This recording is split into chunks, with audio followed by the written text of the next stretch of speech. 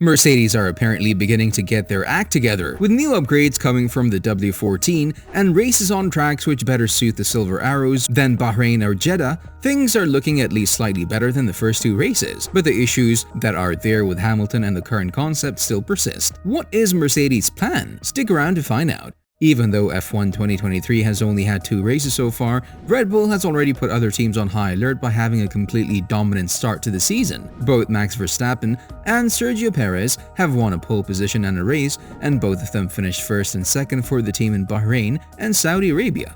Fernando Alonso of Aston Martin has been the P3 finisher so far in the season. The AMR23 has been the second fastest race car at the first 2 battlegrounds. And so Chauvelin hopes that Mercedes in Melbourne can fight for a top 3 finish, this time with a different outcome. He discussed the progress that the team has made with their car after the Bahrain Grand Prix. Chauvelin acknowledges that getting the car in the right performance window is challenging and not as easy for the drivers as it should be. However, he notes that the team has found a better balance for the car and improved its tire management since the last race. Chauvelin also emphasizes that there's still a lot of work to be done and the team is actively searching for ways to improve the car's performance. Despite this, he expresses optimism for the upcoming race in Melbourne, which has similar characteristics to the previous race in Saudi Arabia. Finally, Chauvelin asserts that the team will continue to work hard to bring any additional performance enhancements to the track. In the post-Saudi Arabian GP debriefing, Mercedes' technical director Mike Elliott also said that he hoped the team could make another small step forward in Melbourne. Still, he stressed that Mercedes is still learning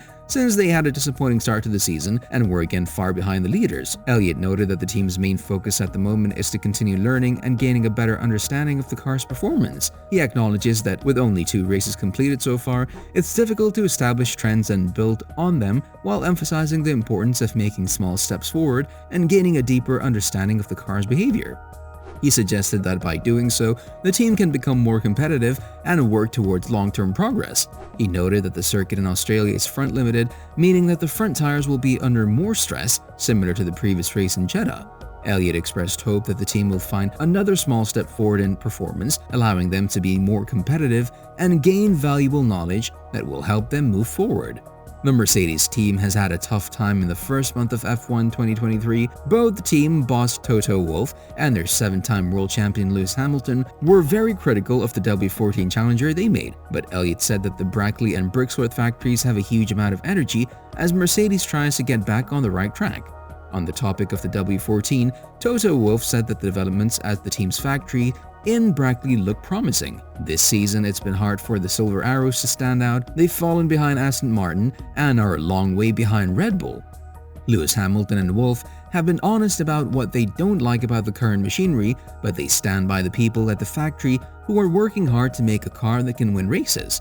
Having bettered Ferrari comfortably at the Jeddah Corniche circuit 2 weeks ago, Wolff said, "The progress we saw in Saudi Arabia was encouraging. We maximized the package we had and scored some solid points.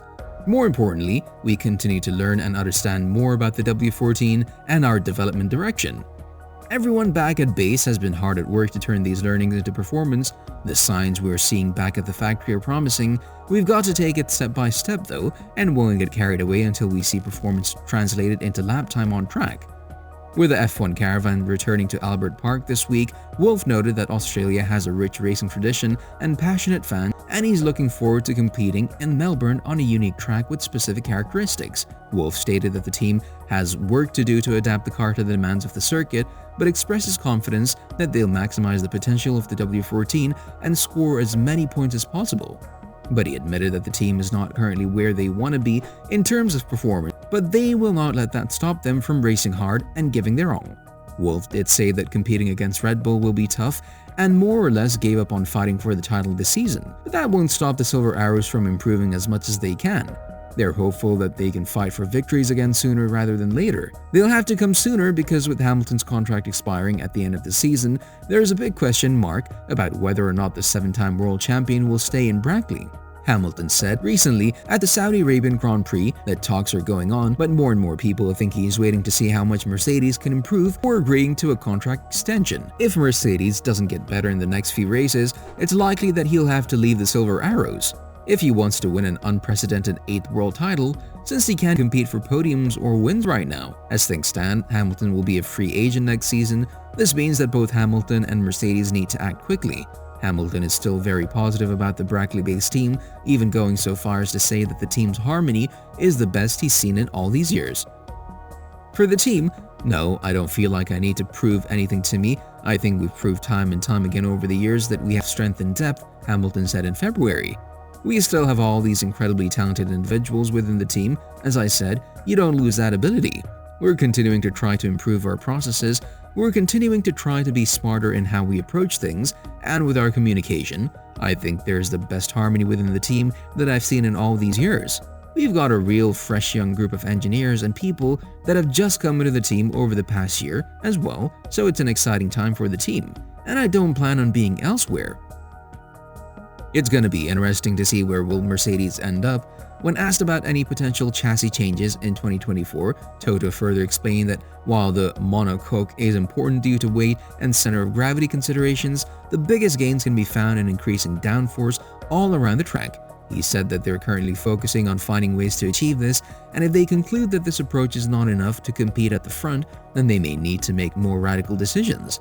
After a terrible start to the 2023 F1 season, Wolff finally admitted that the Brackley-based team did get the new aerodynamic rules wrong. The team is now in a race against time to make big changes to the W14 before it's too late. Mercedes hopes that a new idea will help them catch up to Red Bull since they've fallen further behind the Austrian team this season. Since the W14 can only be changed so much because of the cost cap, it looks like the goal for going back to the front will be in 2024. Mercedes will show off their new idea for the first time at Imola. Before that, they have to get through the Australian Grand Prix this weekend, the Azerbaijan Grand Prix at the end of April, and the Miami Grand Prix.